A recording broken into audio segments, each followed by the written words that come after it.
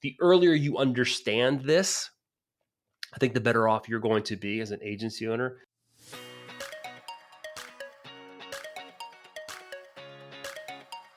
Welcome to the Insurance Refocused podcast, where we're highlighting real agent stories and how they are innovating to respond to the changes and challenges happening in the independent insurance industry. My name's Lindsay, and I can't wait to introduce you to my amazing co-host, who just so happens to be my mom, Carey Wallace. Mom, how you doing today?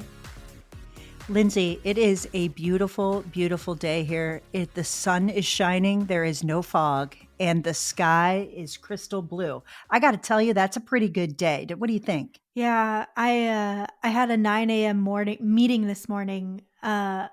Without thinking, I was on a call with a group of agents from Ohio, Indiana, and someone said, "Hey, how was everybody's weekend?" And I said, "Oh, it was so beautiful. It was 75 and I went outdoor to a boat show," and they were not very happy with me for the rest of that call. So lesson learned, know the geographical location of all participants when you're about to brag about the weather.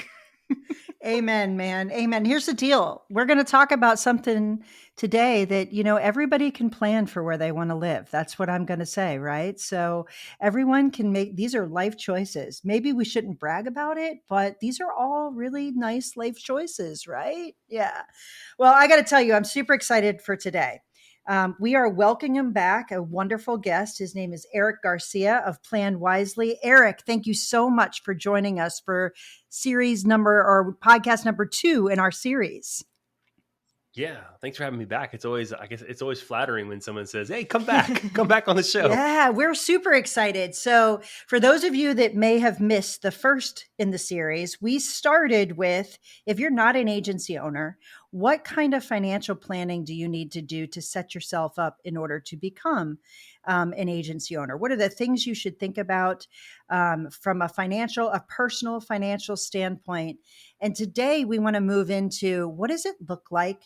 What do you need to think about as you start your agency, maybe from scratch to establish? Like, what are those financial things personally that also blend really well with the business finance things that we do as well, that you should be thinking about? Because we want our agents to be as healthy personally, financially as they can be, so they have as many options as possible. So Eric, why don't you take that topic and tell us where you would even start? Because you are an agency owner. You started an agency scratch. Is that correct? We did. Yeah. We did. Back about 13 or so years ago. So where do you start? Wow. There's so many different places we can start. Here's the first thing I would say. If you're, let's say you've hung a shingle out, you're selling insurance. Okay. That's where we are. The first thing I would say, and this doesn't necessarily have to do with personal finances, but I think it does direct the decisions that you make with your money, is you got to be really, really careful who you're taking your cues from as a business owner. The challenge that I find with a lot of, even not only early agency owners, but just agency owners in general, is that we kind of have this person in mind. We have a friend in the space, or a colleague in the space, and we're like, I want to be like that person. And the reality is they might be 10, 15 years ahead of us. They might have had a parent in the business. They might have a situation that was totally different than ours. I got friends who are financial advisors who came from the banking side. And the banks, they were financial advisors in the banks close, and they become a financial advisor independent on their own, and the bank gives them all these assets to manage. And I'm over here like, oh my gosh, you just started. How'd you get so big? I'm over here grinding away, building from scratch. So we don't know anyone's story other than our own. So I'm not saying don't look towards other people. What I'm saying is be very careful who you take your cues from and who you're trying to be like as a young agency owner, because you will spend a lot of money on technology that you don't need. Well, You'll spend a lot of money. yeah, and Go ahead. I mean, jumping in here before we move off that, like, don't look at other people, that is so hard. Speaking from a young person, growing up with social media, I was just listening to a podcast about this the other day. Growing up as a young person with social media, you are constantly, every single week, there are different trends, there are different things to keep up with. So that is super easy to say, but harder to do in reality, you know? So we call that social indifference. So if you listen to my podcast show, you hear me talk a lot about the millionaire next door. Uh, the latest book is The Next Millionaire Next Door, which was written by Stanley's daughter Sarah Falau, and she measures different metrics that kind of lead to financial success. And one of them is people who are financially successful are socially indifferent. So they're not, I don't care that my neighbor is driving a Mercedes. I'm perfectly happy driving a Honda. I don't care that you have a, a Rolex. I'm perfectly happy with my Timex. Right, tells the same time as your Rolex. Not that there's anything wrong with those other things. It's just I'm indifferent to what others are doing. So that's really important. Now, again, that doesn't mean that like you stymie ambition and like I want to grow into a big agency. I'm not suggesting that at all. I'll give you a personal example. When I first launched the agency, this was in 2010. I realized that I'm a financial advisor. I'm a financial planner. I spend my time talking about money, investing dollars. I don't have time to learn the independent agency space. So I need to shortcut my learning curve. So I joined that PIA. I joined Big I went to the conference. I met as many people as I could meet. Ended up running into Jason Cass in 2011 and getting to know him really well. I'm like, oh, I can shortcut my learning curve by surrounding myself with people in the mastermind. And I got to know Miles Merwin. I think you know Miles. Miles is a fantastic operator. I'm like, I want to be like Miles. Well, Miles writes with the big national companies, and I had like literally zero national contracts. All his carriers had really good technology. None of our carriers had good technology. So like, I'm going to model myself after and I'm like, after I don't know how long, I'm like, I can't do that. It's not going to work. So I have to find somebody whose agency works similar to mine. And I met Bogus Hansel, Bogus up in Chicago. I'm like, this is perfect. Most of Bogus's business is E&S, just like ours. Bogus works in a largely immigrant population, just like us. Bogus works in a business with his brother. My brother's was my first business partner. I said, okay, this is something that I can model a little bit more around. So let me lean more into that. So that's what I mean by be careful who you take your cues from. Again, it's not directly related to finance, but it will impact and influence the decisions that you make. No doubt. So, Eric, talk to me about this. You talked about technology, you talked about markets, you talked about all kinds of things. So when you first start out your business, you have to make some core decisions. You have to decide, am I going to invest in people?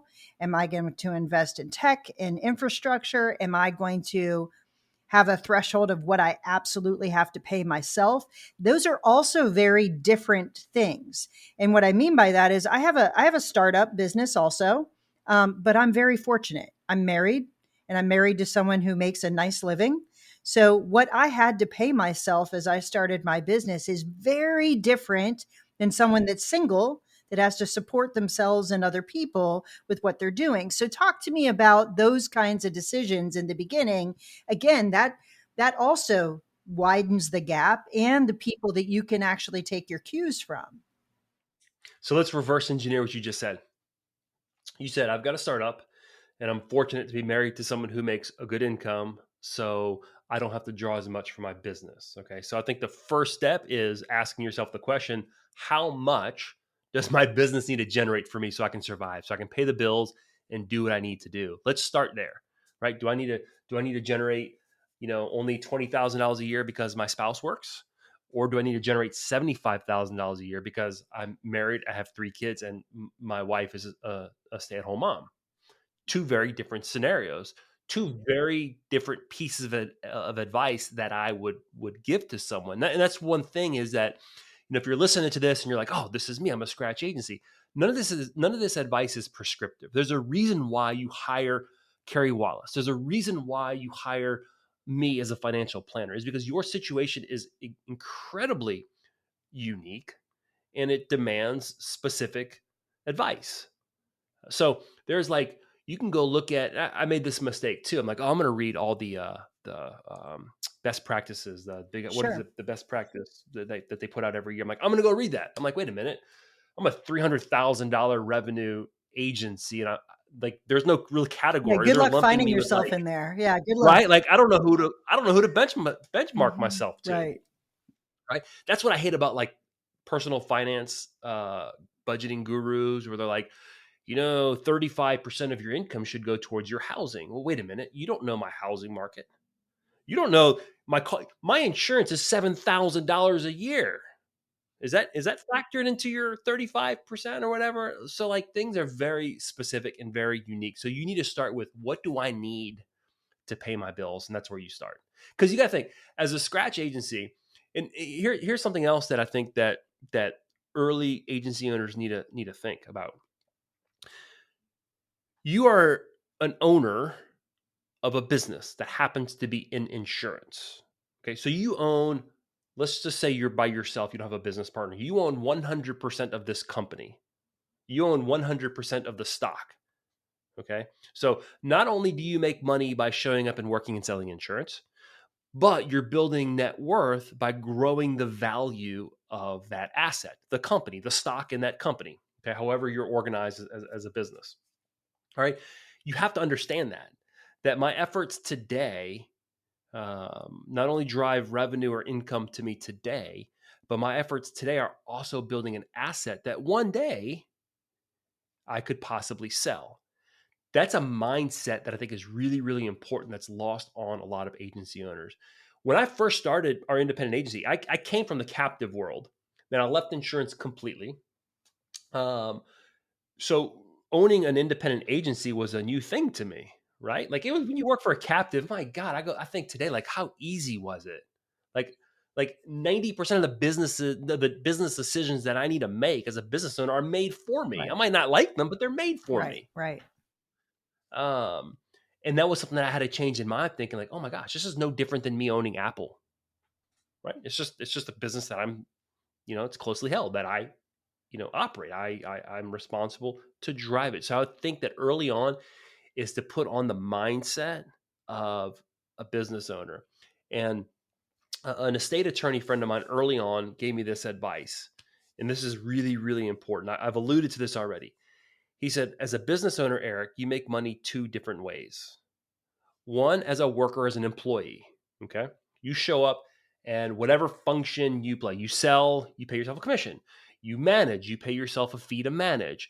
That as business owners, we should pay ourselves a rate that we would pay somebody else to do the function that we do. No more, no less. Okay. Just because you own the business doesn't mean you can pay yourself a giant salary. Pay yourself what you would pay someone else to do the function of it. Like, I don't know. I know there's some percentages out there. You would, as a manager of a business, you would pay yourself 5% of the revenue or 10% of revenue. Whatever the benchmarks are. Well, here's the thing, Eric, just so you know, what you just said would solve a lot of the questions that I get when I value an agency and they want to know what the owner compensation should be. And my answer is, it depends on what kind of owner you are and what it would take to replace you. So an owner that's no longer producing, that is owner just in name, is a different number than someone who's managing, running the operations, and still manages a book. Those are two very different Very numbers different. that have to be in that P&L, because the reality is, if you step away, that business will have to replace those functions in order to continue to operate and perform the way that it has been. So it is imperative that the amount that you need to replace it is in that P&L. But people think I can take all of my owner comp out, and that's what my uh, profitability will be, and that's the number that I should use in order to determine the value of my agency. But that's not accurate, and not all owners are created equal. So what you said is so incredibly important. Pay yourself the amount you would have to pay somebody else to do those jobs. It's just the basics. Now, here's where financial planning kind of, this was a Venn diagram, this is where the overlap is coming, right? You as a CFO are going to say, hey, you got to pay yourself what you would pay someone to do that job, right? That's a function as CFO that you would tell someone, right? But Carey, I'm not selling anymore, and like I was making a lot of money when I was producing, and I'm not producing anymore, and I still need to make that kind of money. Well, the second way we make money, right? First way is an employee. The second way is as an owner. How do owners make money? From profit, right? I make the majority of my earnings from our agency through profit, not through salary, Sure. right? Because I'm 10% of my time might be actually working in the agency. So I can't pay myself a big fat salary. I would literally rob the agency of revenue to do what it needs to do to grow.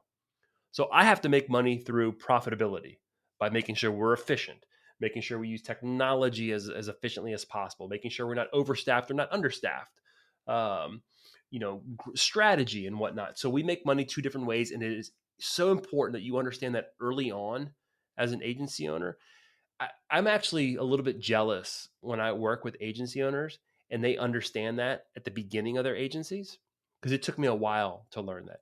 It was a painful experience for me to have to learn that. Yeah, it's a evolution of thinking. And if you don't understand it, once you start creating profit and you know, you don't understand that you also have to have room to invest in your agency. So if you pay yourself the wrong amount or pay yourself too much, you create a lifestyle agency that now it's tough to pull back and actually invest in order to be able to grow. So it's a stair step, in my opinion. You've got to create the infrastructure, which means you aren't able to pay yourself as much because you don't have very much. Then now you have the infrastructure, you have the production. Now you can pay yourself more, but you have to continue to invest or you will plateau. And there's a reason why independent insurance agencies, 83% of them are under 1.25 million, and a large majority of that are under 500,000 in revenue. There just is, because it's difficult to know that balance. It truly is. Well, because sometimes we're cheap as agency owners. Like we don't like why would I spend that kind of money when I can do that, right? I pay a lot of money for IT support. People think I'm crazy as a business owner. I said, why do you pay so much money? It's not that hard these days to fix your computers. It's because when a computer breaks or something goes wrong, the disruption that it is on me on my time. And again, I'm looking at my time as a business owner, guys. We are business people. We are business owners. A lot of times we sell our time. If you don't think about, making money, hourly as your time, then you're thinking about it wrong. You need to understand what your value is, what you should be making, what your rate is per hour, not per policy I could sell. Okay. And when you back yourself into it, I am paid way too much to have to go reconnect someone's computer to the printer, even though it's an easy function. I can't do it. Totally. The disruption is just, but so I think that's something so important that early agency owners need to understand. Not just early, but let me put it this way: the earlier you understand this, I think the better off you're going to be as an agency owner as you progress in your agency, when you understand that you are operating a company that you own the stock for. Yeah. So creating My agency, yeah, go so ahead. so creating cash flow for today is only one part of this. And that cash flow can be what you pay yourself as your role inside the agency, as well as a reasonable distribution. Correct? Yes, Yes. because you got to think the appreciation of the stock. You won't realize that until you sell in the future, whether you bring on a partner or you sell it to a third party completely, right? I can buy Apple stock today at 180 or 190, whatever it's trading at. Um, and assuming it never pays a dividend, I don't realize growth on that until I sell it, right? The difference is Apple stock is fairly liquid. My independent agency is not necessarily very liquid. I mean, yes, I can sell it. It's absolutely a saleable asset, but I mean, how long does an average sale take when it's all said and done by the time you're done negotiating and evaluating? I mean, we could talk about, I've seen some of these things drag on for 12 months, if not longer. So I have a question. When you're in this stage of still building your agency, how should you be aligning your personal finances to the agency finances?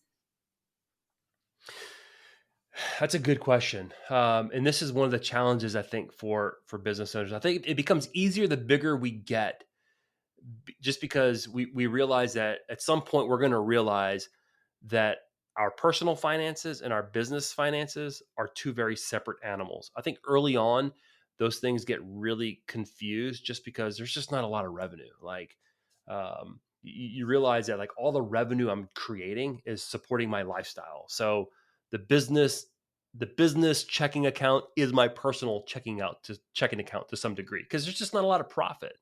Um, so uh, again, starting to understand what do I need to fund my lifestyle, and then as you grow, being very conscious of lifestyle creep.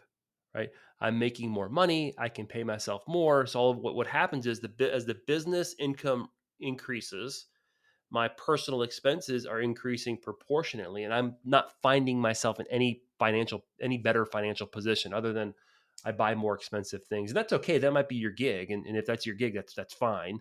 But you're not creating or generating more wealth. And what happens is you're going to get to a point where you might be a little bit tired in the business, and you might want to step away. You might want to go hire someone to do the stuff that you don't want to do, and then you're going to realize, wait a minute, I don't have any money to do that because I got to pay myself $250,000. I can't afford 60,000 to go hire someone to do other stuff because I need all that money for myself. And then all of a sudden you're putting in way more time in the business than you ever anticipated. Because we go into business for ourselves because we don't want anyone to tell us what to do. We want control of our time, the freedom of owning a business. But yet, if we don't plan right, the business owns us. We're being dictated to by our addiction to our income.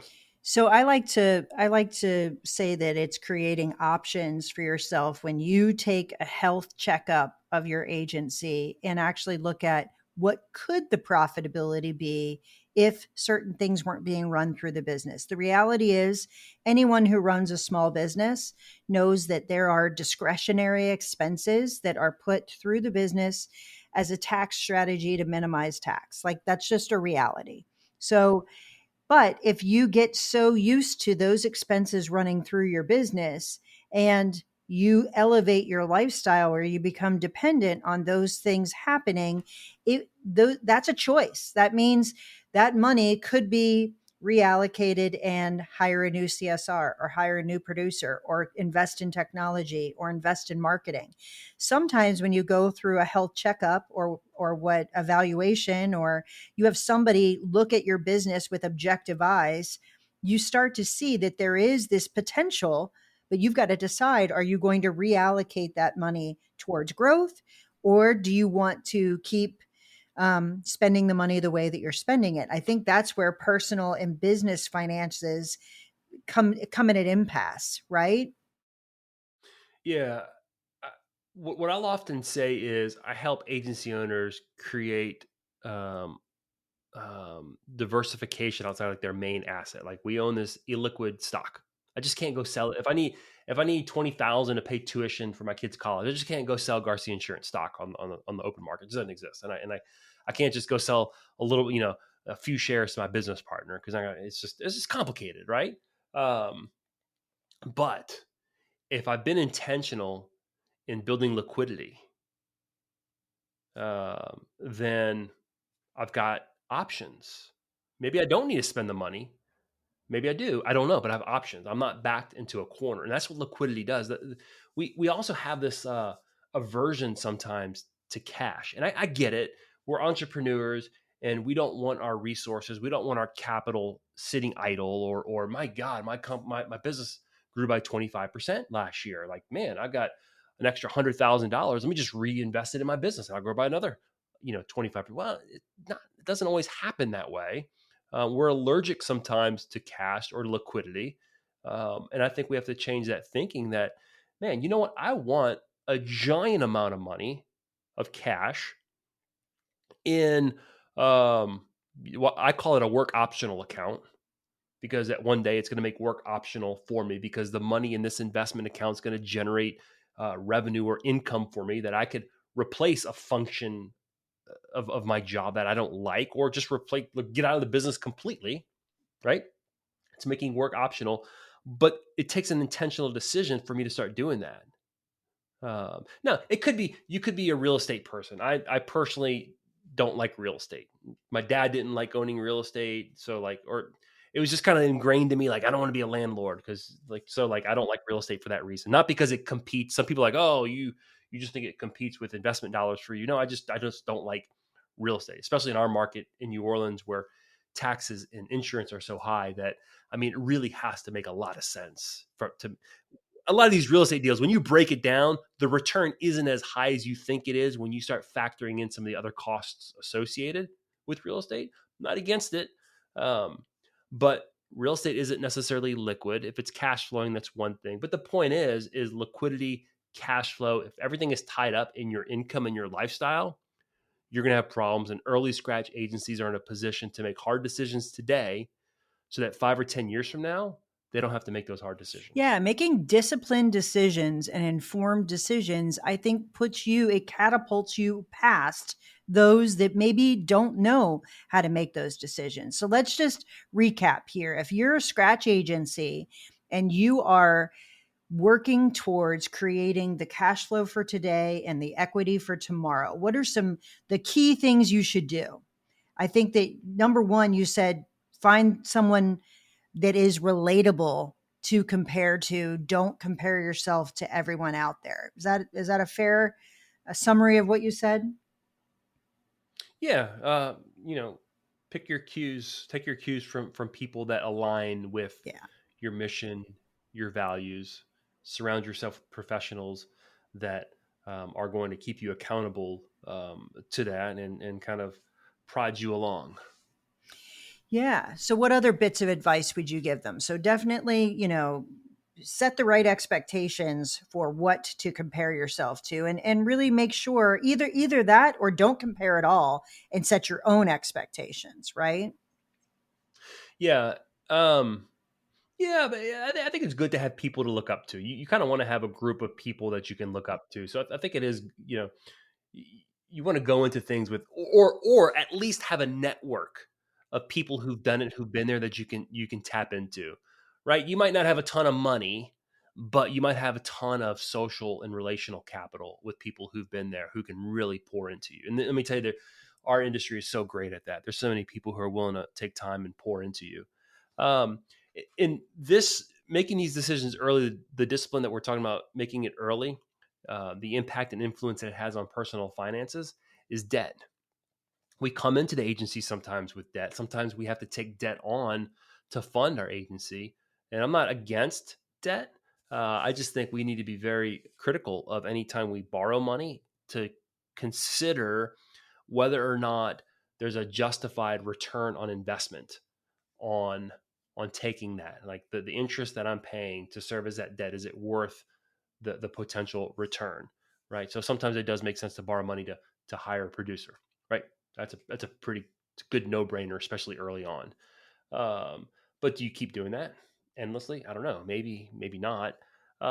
But if I'm not making these hard decisions early and lifestyle creep has set in, and look, I've talked to successful agency owners and they're doing great and they're cash flowing a lot of money. And they're at this point where it's like, oh my gosh, like I don't have access to. One of the things that I don't understand is when I do understand it, but when you make a lot of money and you never have access to money. Like my dad was incredibly successful in the agency, in his captive agency. He does some work for me today, keeps him busy. He's 75 and he loves talking to clients, just loves his clients. I remember as a kid, my dad never had money. Like I was like, I don't understand this. And he wasn't a big spender, but he would, fix up the kitchen, right? Drop 50,000 in the kitchen or put a pool in. And all those things are cool. I'm not complaining. I benefited from them all. And my dad, I've learned more from my dad than anything. And Dad, if you're listening, I love you and I'm not criticizing you at all. You have made phenomenal decisions in your life. He cash flowed my college. Yep. Right. It's a very immigrant value, right? He came to this country. We're gonna put our kids through college. But you're But I never right. understood. Relationship with money, if you haven't had someone model that, it can be a tricky thing to know what to do with it. And I think there's a lot of independent insurance agencies that are self-made, millionaires that had never had the money before then. So I think creating that discipline and creating an appreciation for that and seeking some guidance. Eric, I think a lot of people think financial planning advice is for those that have money to invest. But the reality is financial planning advice is for those that want to plan around money at every stage. There's really isn't a stage that you shouldn't be thinking about, how do I plan for this? Because I came from the same situation. My parents did not have a ton of money. We had to learn what to do with money because that wasn't a thing that was modeled in my house, So it's an interesting dynamic. People, you can't take for granted that what happens when you earn some wealth. You have to learn what to do with that. And I think seeking out advice is one of the best things you can do. Yeah, and I will say that my industry, the financial advising industry, has not been great about meeting people kind of where they are, and the way we traditionally have been compensated doesn't really afford itself to a young startup scratch agent saying, "Hey, I want to hire a financial advisor." Well, how much money do you have to invest? I got $17,500 in my old 401k that I can roll over. It's like, I can't work for you for $170 a year, whatever it is, right? And financial planning was typically kind of, I'm not going to say, specific to high net worth, but it was really only marketed to high net worth people. It hasn't been that long, and I would even say it's still not the common model. And I early on watched people in the space, and that's kind of where I adopted my model of more of a, for lack of better term, subscription based financial planning. Right, you're going to pay for your financial planning advice the same way you're going to pay for, I don't know, Netflix monthly. Why? Because finances don't just happen one time. You don't just need advice one time. There's constant input, constant variables that we need to contend with. And on top of that, you brought it up. You said relate to money. I learned this from hanging out with all my family therapist friends. They call it the family of origin, right? You have all these family of origin issues about how you've learned to relate with money that you're totally unaware of, that is running in the background, driving your decisions. And sometimes they're not, Billy Williams always says, anytime you put emotion in front of any decision, especially a financial decision, there's a good chance you're going to make the wrong decision. Right. And man, does money evoke a lot of emotion from us. Either we're afraid, and these are the two worst emotions to make any financial decision on. Fear, I'm afraid, I have a scarcity mindset, so you that drives bad decisions. And greed, I want more, I want to grow as big as I can. And I see that often in the insurance space, is either super ambitious or they're super fearful. So to your point, and maybe this sounds self-serving, I think every single entrepreneur needs to have a team of professionals around them that is helping them make decisions in their business and financial decisions in their personal life for the life cycle of their business. That's right. Well, I could not agree more, Eric. Well, I got to tell you, I think that we covered creating cash flow for today and equity for tomorrow. I cannot wait to have you on again to talk about preparing for the next step, where an agency owner needs to think about how do they prepare for the transition of ownership and their step into retirement.